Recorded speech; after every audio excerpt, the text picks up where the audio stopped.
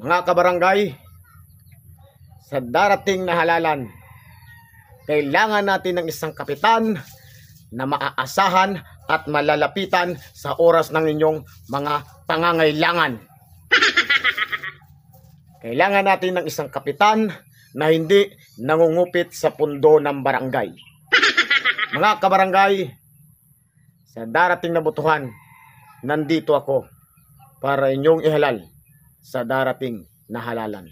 Kapag ako po ay pinalad na manalo sa darating na botohan, lahat ng mga bahay na tuklong ipapabato ko. Kapag ako ang nanalo, sa akin, walang mahirap, walang mayaman, lahat mabibigyan ng ayuda tig sa 10,000 bawat pamilya. Kapag ako ang nanalo, lahat ng tambay may sahod. Mga kabarangay, kapag ako ang nanalo, lahat ng kailangan ninyo ibibigay ko. Hindi ka nga ni mahingan ng tanlad ay. Pag ako ang nanalo, sa mga darating na sakuna, pinangapangako ko sa inyo, umaambon pa lang, may relief na. At kapag ako ang nanalo, may sakit ka pa lang, may kabaong ka na. At kapag ako ang nanalo, mga kabarangay, kapag ako ang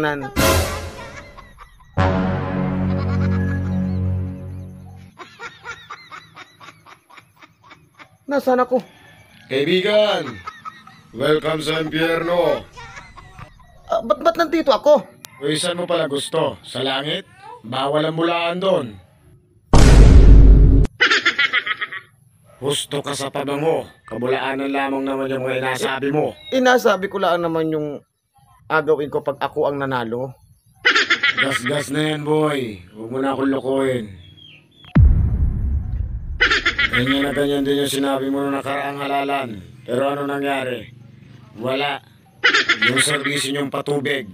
Singil kayo ng singil buwan-buwan. Pero wala naman laging tulo. Yan bagay nasabi mo magandang serbisyo? Yung mga pinangako mo nung nakaraang halalan, hindi mo na nga tinupad. Mangako ka uli ng puro kabulaanan? Hindi naman kabulaanan yung nasabi ko.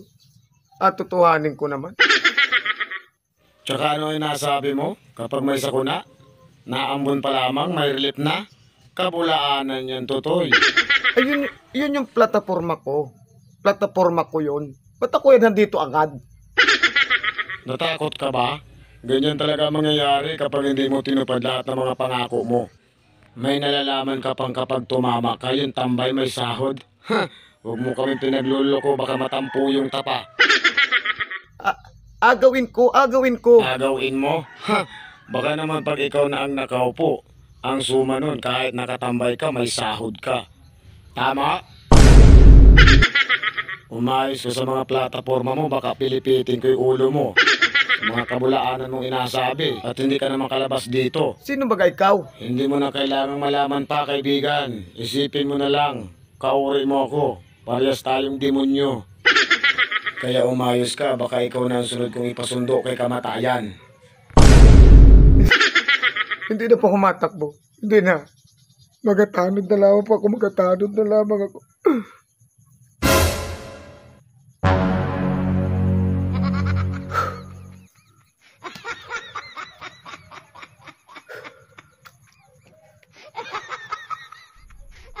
Ano ko totoo na eh. Nervyos ako dun ah. Kaibigan.